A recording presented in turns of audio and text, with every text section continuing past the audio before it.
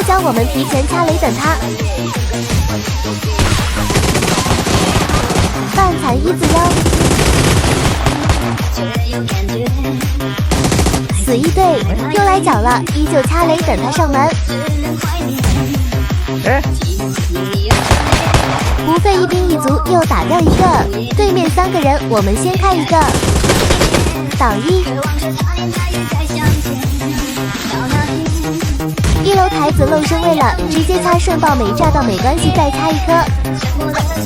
火分柱走位了，我们原地，请他吃一颗跳雷。